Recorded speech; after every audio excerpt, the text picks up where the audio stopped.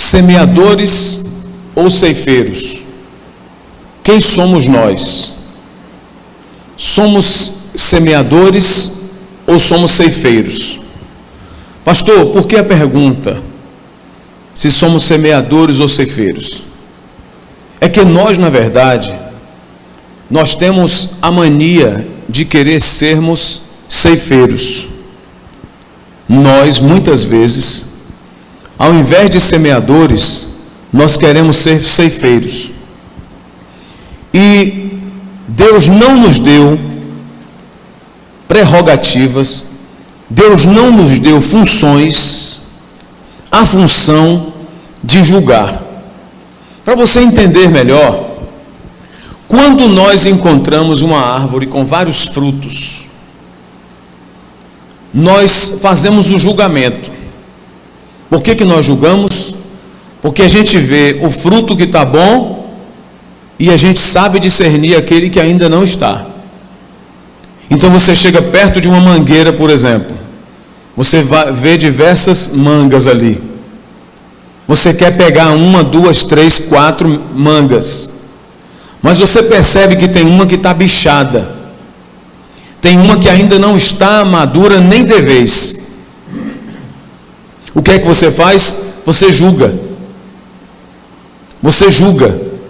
Mas você julga a árvore pela qualidade do fruto naquele momento. Aí o que é que a gente faz? A gente tira a manga que está boa, tira a outra, pula 1, 2, 3, vai, pega a outra. Às vezes a gente até pega assim e aperta um pouquinho, não é assim que a gente faz? Então aquela que a gente julga, naquele momento aconteceu o quê? Um julgamento. E aquela árvore, aquele fruto que não estava ainda bom para se comer, então a gente deixa lá. Ou então aquele que está ruim, a gente tira e joga fora. Porque afinal de contas, ele está podre. Não dá para comer. Quando nós tratamos da natureza, isso é certo. Jesus disse que um pescador, ele lança a rede ao mar e ele faz o mesmo julgamento.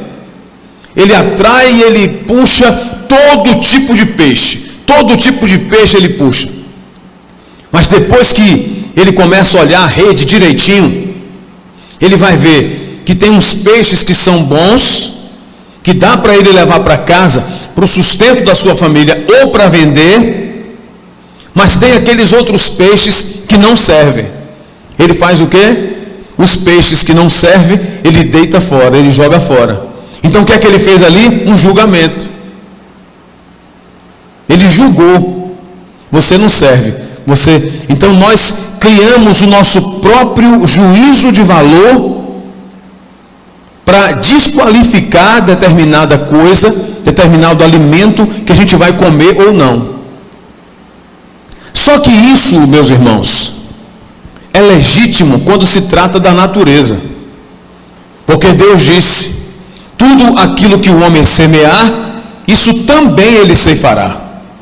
Observe bem, para você entender bem a palavra de Deus. Tudo aquilo que o homem semear, isso também ele ceifará. Então, se eu semeio, eu devo colher. Foi uma ordem dada por Deus. Enquanto durar a terra, ou terra, Deus chamou a terra e deu uma ordem para ela. E disse assim: olha a terra, enquanto você durar, enquanto você existir, você vai ter que dar sementeira e colheita. E a terra é obediente. A terra é obediente. Vai para a caatinga para você ver. A caatinga, se você irrigar, se você regar, tudo dá. E às vezes até melhor do que na mata. Foi uma ordem de Deus. A gente planta e a gente faz o julgamento da colheita. Só que quando se trata do ser humano, é diferente. Porque quem plantou o ser humano aqui não fui eu, nem foi você. Quem Quem plantou o ser humano foi quem? Foi Deus. Só que a gente quer usar os mesmos modus operandes que nós usamos com as frutas, que nós usamos com os peixes. Nós queremos usar os mesmos modus operandes para com as pessoas. E é justamente aí que nós incorremos num grande erro.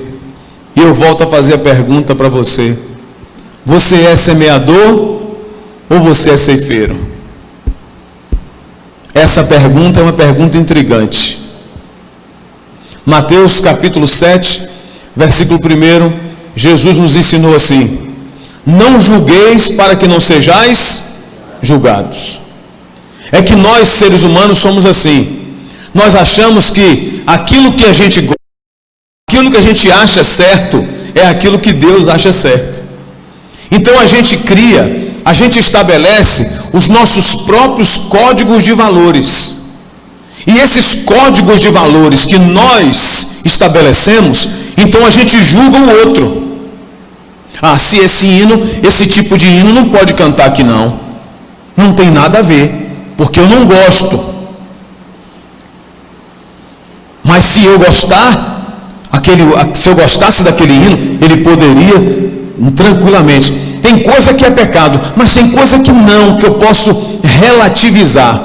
Não. Gente, quando se trata de gente, eu não devo julgar o pescoço pela gravata. Tem gente que por causa da gravata arranca o pescoço. Já reparou? Os critérios, os juízos, os códigos de valores que ele cria dentro de si, pois o Senhor Jesus chamou a nossa atenção a respeito disso. E como deve ser o nosso comportamento em relação ao ser humano. Nunca, Márcia, nunca, Selma, nunca, Wanda, você deve julgar pessoas. Você deve julgar comportamentos. Comportamento é a gravata, pessoas é o pescoço. Tem gente que arranca o pescoço por causa da gravata. Tem gente que ele olha mais os rigores da lei, os ditames da lei, do que a pessoa. Jesus era sempre o contrário. Senhor, essa mulher foi apanhada em flagrante adultério, e na lei mandou Moisés que elas sejam apedrejadas até a morte. O que é que o Senhor diz? Jesus não disse nada. Escrevendo, estava, escrevendo ficou. Deu uma olhadinha assim para eles: ixi, aquele pecou, aquele matou, aquele prostituiu, aquele fez isso, aquele fez aquilo. Quem não tiver pecado, pode jogar pedra nela. Ninguém jogou. Sabe por quê? Eles estavam arrancando o pescoço por causa da gravata. Será que você não tem feito isso? Será que você não está agindo assim com alguém? O juízo será sem misericórdia para quem não usou de misericórdia. Deus não me deu autoridade para eu julgar ninguém. O próprio Senhor Jesus, quando ele esteve aqui na terra, ele disse isso: eu a ninguém julgo. Pastor, então a gente não tem que denunciar o pecado? Sim. Tem que denunciar o pecado? Sim. Mas tem que amar o pecador. Tem que denunciar o pecado. Aquilo que é pecado tem que ser dito. Esses dias me fizeram essa pergunta: pastor, e aí como é que fica essa questão do gay na igreja? A pessoa que diz que é gay na igreja, fica como, pastor? Ele vai ser amado, vai ser querido. Uma pessoa que não gosta, um homem que não tem desejo por mulher, ele vem à igreja, ele vai ser querido. Mas se ele estiver na prática do homossexualismo, nós vamos falar da prática do homossexualismo, não do gay, não da pessoa. A denúncia é do homossexualismo, não do homossexual. Se ele conseguir viver a vida dele longe da prática pecaminosa, ele será bem aceito, ele será uma bênção e poderá ser. Quem não acredita em Deus diz que não tem ex-gay, mas tem. Eu já conheci uns 3 ou 4 pastores, que até hoje são pastores, que foram gays. É uma decisão. Cada um na sociedade tem o direito de ser o que quiser. E nós temos o dever de pregar a palavra de Deus como a palavra de Deus ensina. Mas eu não posso julgar, eu não posso colher, jogar um fora e jogar o outro para dentro. Eu quero que você pense muito sobre isso que eu estou dizendo nessa manhã, porque existem pessoas que estão cometendo o pecado do julgamento, e um julgamento tão terrível, que elas pensam estarem sendo santas e já estão caminhando para o inferno. Eu já disse aqui, quando eu digo as pessoas e as instituições estabelecem seus próprios códigos de valores, porque eu digo isso? Porque há algum tempo atrás, se você colocasse, por exemplo, uma bateria dentro de uma igreja como nós temos aqui, dizia que estava com um demônio no corpo. Isso é o que? Código de valor. Há algum tempo atrás, eu já ouvi falar de uma pessoa que foi expulsa da igreja porque usou um short por baixo da saia. Naquela época, eu já vi rapazes serem excluídos da igreja porque estavam de bermuda aqui no joelho, na rua, andando na rua de bermuda. Eu já vi. Já conversei com rapazes que foram excluídos da igreja por causa disso. E essa pessoa que foi excluída da igreja, e essa pessoa que foi para o mundo porque ficou revoltada, desiludida, eu não estou vitimizando só essa pessoa não, porque ela também tem sua culpa, mas essa pessoa que saiu da presença de Deus por causa disso, quem é que vai prestar contas da vida dela diante de Deus no dia do julgamento final? Você é semeador ou é cefeiro? Jesus não mandou você ser cefeiro. Eu não sou cefeiro. A gente que é pastor, às vezes, a gente é cobrado de muitas coisas. A pessoa faz uma coisa errada, pastor, o senhor não vai tomar nenhuma providência? Ou eu tomo. Se Nildo fez alguma coisa que desagradou ao senhor e também pode manchar a imagem dele, da igreja, então o que a gente faz? Ô Nildo, fica um tempo aqui, ó, daqui a pouco você volta a tocar. Se Isaac fez alguma coisa, Isaac, fica um tempo aqui, ó, você se recupera, depois você volta a tocar de novo. É assim. Agora, porque a Bíblia diz, sede santo, porque eu sou santo, se reúne o santo pastor com a santa igreja, bota o irmão na frente, fala todos os podres do irmão, e às vezes o sujeito que está falando, apontando os podres, está cometendo coisa pior do que ele, e joga a pessoa fora na lata do lixo. Me mostre na Bíblia onde é que tem lata de lixo.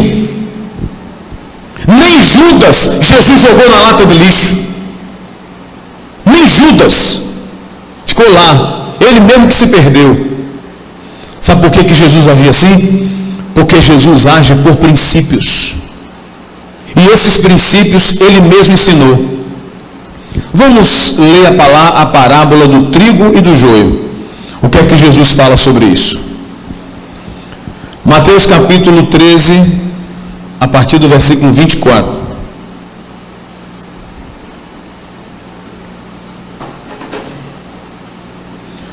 Propôs-lhes outra parábola, dizendo: o reino dos céus é semelhante ao homem que semeia boa semente no seu campo.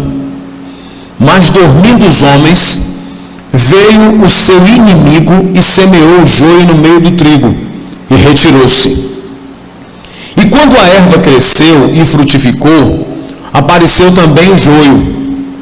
E os servos do pai de família, indo ter com ele, disseram-lhe: Senhor, não semeaste tu no teu campo a boa semente? Por que então tem o joio? E ele lhes disse: um inimigo é que fez isso.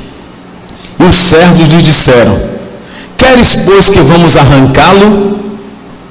Porém ele lhes disse: não, para que ao colher o joio, não arranqueis também o trigo com ele. Deixai crescer ambos juntos até a ceifa. E por ocasião da ceifa, direi aos ceifeiros: colhei primeiro o joio e atai-o em molhos, para queimar, mas o trigo ajuntai-o no meu celeiro. No meu celeiro. Olha o que acontece nessa parábola. Jesus nos ensina essa preciosa lição, Andréa. Jesus nos ensina essa preciosa lição, Gilmara, de como nós devemos atuar em relação aos nossos irmãos. Aqueles que a gente pensa, que a gente julga não serem corretos. Diz que o joio e o trigo, eles se parecem muito. Eles se parecem muito. Para você ter uma ideia, Beta, vê se você consegue para mim uma imagem do trigo e do joio, já quando está maduro. Se você conseguir, você me dá um sinal e coloca aí. Mas o trigo e o joio é assim. Ele cresce, quando ele está verde, ele fica igualzinho, e até amadurecer. Quando amadurece, ele destoa um pouco. Mas o trigo, eu não sei se vocês já perceberam, tem uma espécie de uma casquinha, e o trigo fica ali dentro. O joio, embora tenha a mesma casquinha, por dentro é oco. Não sei se você já viu. Lá na região da Palestina tem muito. Quando ele amadurece, ele destoa um pouco do trigo, mas pouco, bem pouco. Que se você não olhar direito, você arranca um pensando que é o outro. O que é que acontece com isso? Acontece que as pessoas que dizem seguir a Jesus, elas às vezes se parecem, mas são como Denorex. Só parecem, mas não são. Você deve conhecer pessoas assim, que vem à igreja, que canta, que ora, que diz que é um cristão, mas na verdade a vida daquela pessoa, a sua vida particular, a sua vida social, não condiz com aquilo que ela lê na palavra, com aquilo que ela diz ser. O que acontece com o trigo é que ele se parece com o joio. E na parábola que nós estamos lendo, diz a Bíblia que o Senhor Jesus fez uma comparação. Ele diz: olha, o reino dos céus é semelhante a um homem que semeia no seu campo a boa semente. A intenção do homem foi qual? Quem é esse homem? Deus. Ele semeou a boa semente. Quando Deus semeou Adão aqui na terra, Deus semeou a semente boa, a semente natural. Não foi uma semente transgênica. A semente que Deus colocou na terra, Adão e depois Eva, eram pessoas inocentes, pessoas que deveriam viver de forma ingênua, como se fossem 2 ou 3 crianças de 4, 5, 6 ou 7 meses de idade, puras. Mas o que é que o inimigo fez? O inimigo semeou a semente má. O inimigo trouxe uma semente má do pecado e semeou no meio. E aí agora muitas pessoas foram contaminadas com aquela semente. Está aí o joio? Bora ver? Para ilustrar melhor. Põe na câmera, filha, para as pessoas verem em casa também. Aí. Você está vendo como parece?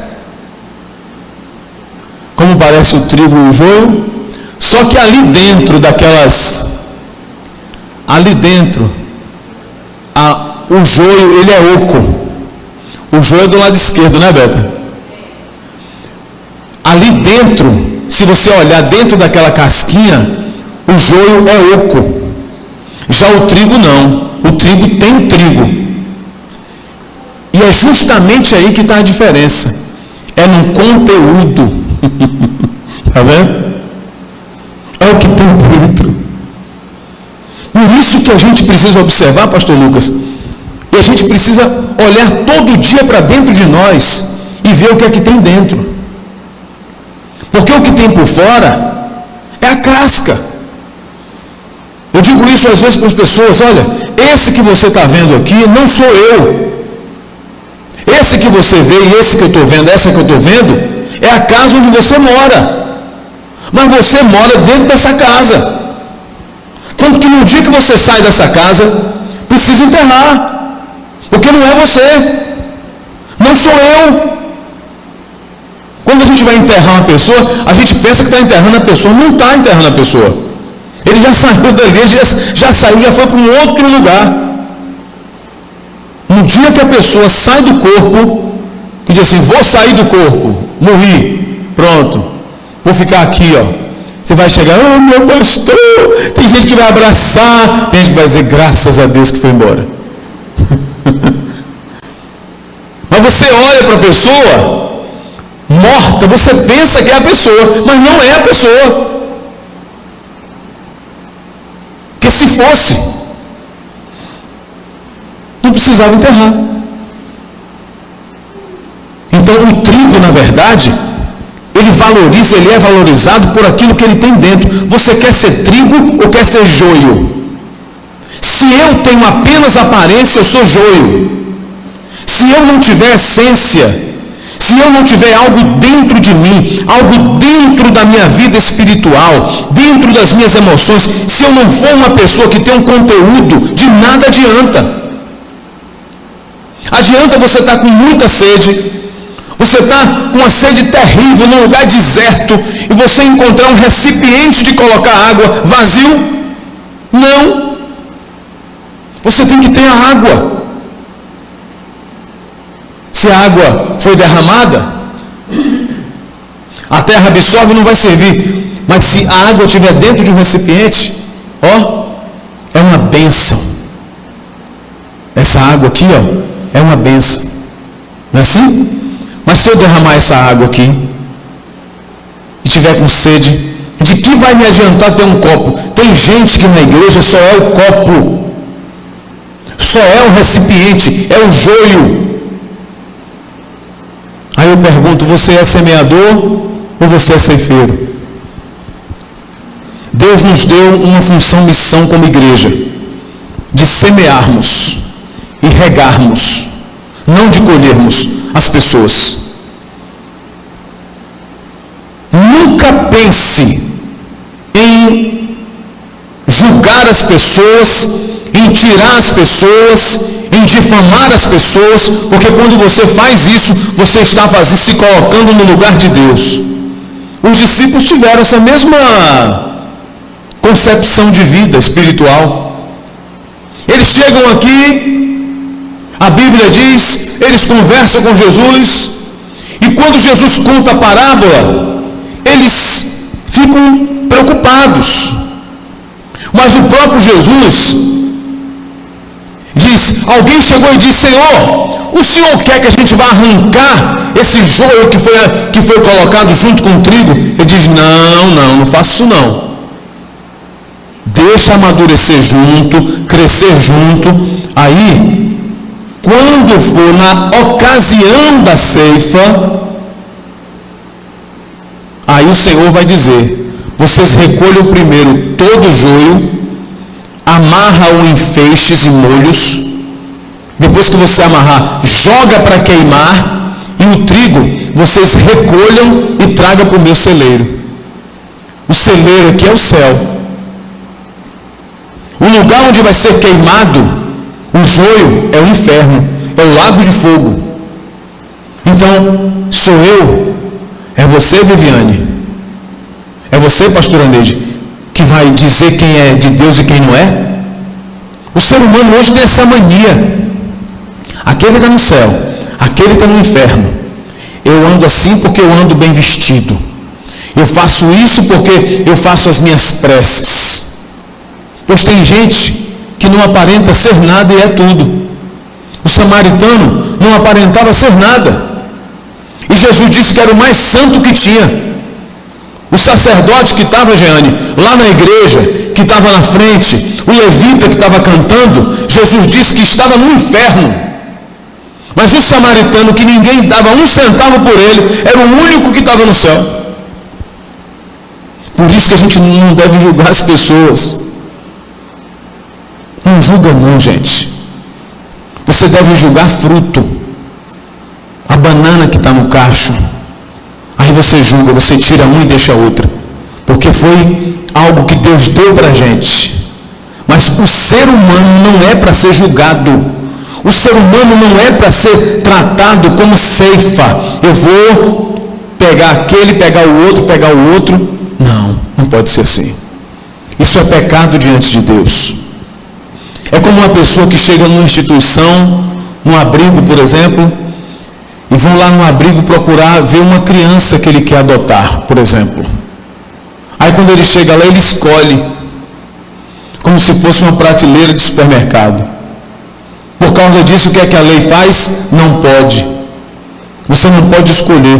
Quem vai disponibilizar para você a opção de adoção é a própria justiça. Está vendo? Porque antigamente fazia o quê? Bem antigamente, tinha um lugar chamado de Roda dos Excluídos. Roda dos Enjeitados.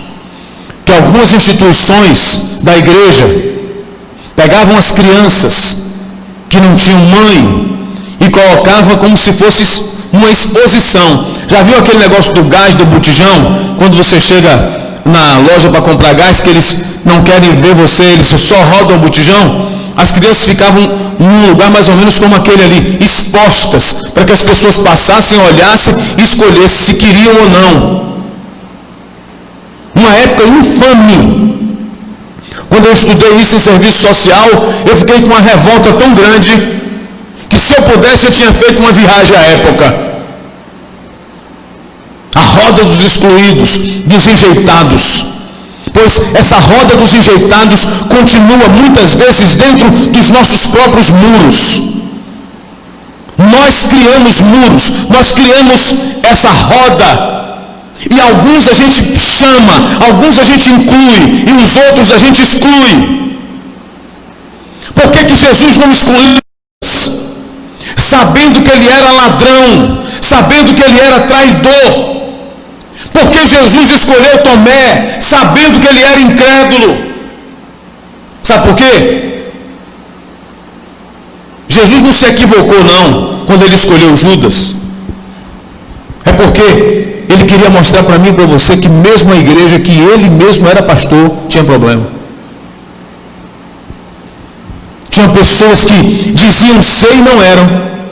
Mas tem gente que é assim, se chegar na igreja e encontrar uma pessoa, eu nem nessa igreja eu venho mais, porque essa pessoa está vindo para a igreja, Deus me livre, deixa eu me limpar. Às vezes o que precisa limpar é o coração. Você entende o que é o Evangelho, meu irmão? O Evangelho é isso. É você ser e não julgar o seu irmão. O que nós devemos falar é do pecado, com amor. Jesus nunca tratou pecador com agressividade. Jesus às vezes era agressivo com religioso. Mas pecador não, ele nunca foi. Jesus sempre queria ganhar as pessoas. Jesus sempre quis conquistar as pessoas. Uma vez, Jesus passou numa aldeia de samaritanos. E na aldeia de samaritanos, Jesus queria entrar para ser hospedado. E os samaritanos não deram hospedagem para Jesus. Aí os discípulos chegaram, Senhor, oxe, né? Tinha um nordestino lá, falou assim, oxe Jesus, o senhor sabe de uma coisa? Esse povo samaritano que não quis dar hospedagem para o senhor quer que a gente peça a Deus para descer fogo do céu e matar todos eles? Está vendo? Sabe o que Jesus disse? Vocês não sabem de que espírito vocês são. Porque o Filho do Homem não veio para matar pessoas, ele veio para salvar as pessoas. Meu irmão, se você entende o que é o Evangelho, você age assim. Você sai dessa onda de querer fazer justiça, os justiceiros. O problema hoje em dia é que tem muito xerife dentro da igreja. Antigamente passavam uns filmes na televisão que tinha um xerife, botava uma estrela aqui, ó, no peito, botava 2 revólveres, um de um lado e de outro, fazia até, como é que fala, duelo, fazia duelo, lembra, Júlio? Fazia duelo. Cada pessoa estranha que chegava na cidade, ele fazia o quê? Ele ia lá porque era estranho. Ele ia lá dizer: o que é que você veio fazer aqui? Suma daqui. Ele julgava as pessoas. Era o xerife. A igreja de hoje, a igreja de Jesus não precisa de xerife. A igreja de Jesus precisa de servo. Cada vez que eu entender que eu sou servo, eu não vou julgar meu irmão por nada. Eu não vou julgar meu irmão porque ele é diferente de mim. Eu não vou julgar meu irmão porque ele pensa diferente de mim. Não importa. O que importa mais é o que me une a ele. É a cruz de Cristo. A cruz do lado do Calvário é que me une ao meu irmão. Não é a diferença dele. É isso que nós devemos pensar. E é isso que o Senhor Jesus nos ensinou. A maneira como Jesus trouxe a sua palavra para nós. Eu sou semeador, eu sou ceifeiro. Eu só sou semeador. Sabe qual é a minha função e a sua? Semear, jogar a semente e depois fazer o quê? Regar. Porque crescimento e ceifa vai ser com Deus. A gente vai colher o tomate que a gente plantou no fundo da nossa casa. Esse você vai colher.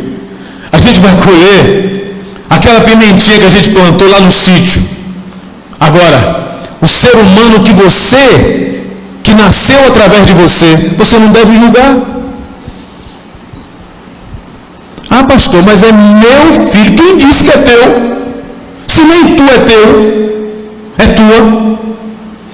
Não, pastor, porque eu sou dono do meu nariz. Eu mesmo não. Sabe por quê?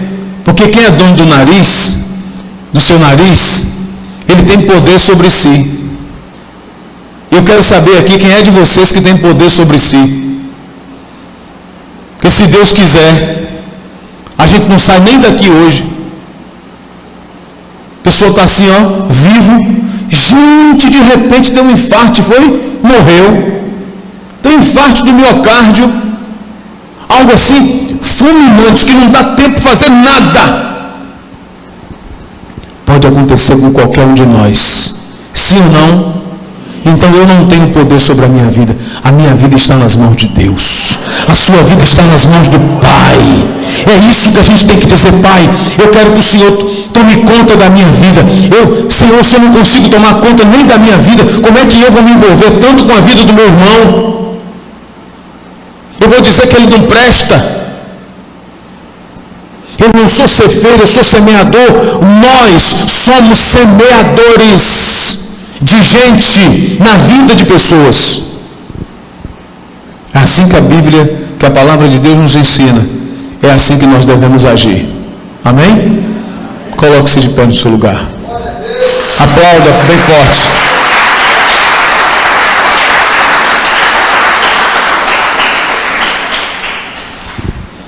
Aleluia. Guarde essa palavra no seu coração.